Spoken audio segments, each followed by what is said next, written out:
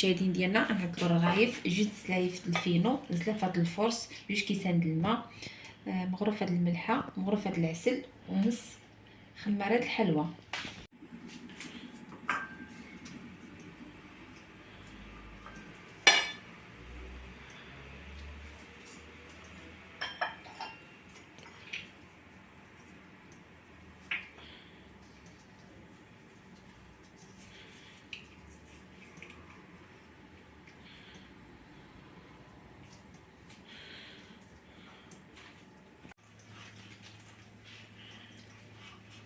انا مشاهدين ديالنا ديالنا من 2 كيسان د الماء، وهذا ثالث ونص، يعني 3 كيسان ونص في هذا الكاس بقى لي منه هذا الشيء هذا، ولكن كيبقى حسب النوعيه ديال الطحين. الماء ما يمكنلكش تتحكم فيه، كتشوف على حسب النوعيه ديال الطحين ديالنا. دابا ها هي سالينا، ها هي العجينه كتبقى بلاتي ماشي ثقيله، ماشي خفيفه معوضه.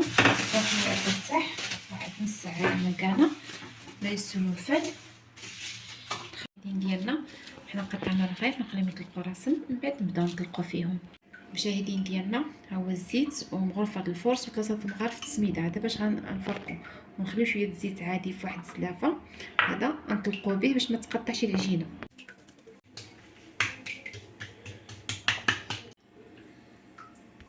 ديالنا. دابا حنا غنبداو نطيبوا فيهم.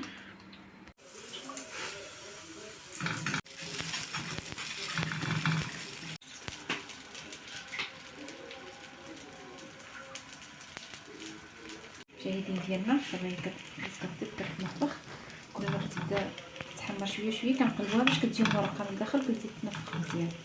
مشاهدين ديالنا الغيفه موجدو د الزرع بالعسيله والجبن عربي، ما شاء الله هما كيف ما جاو مزيانين وبالصحه والراحه. ونتمنى مشاهدين ديالنا يقبلوا على التصوير.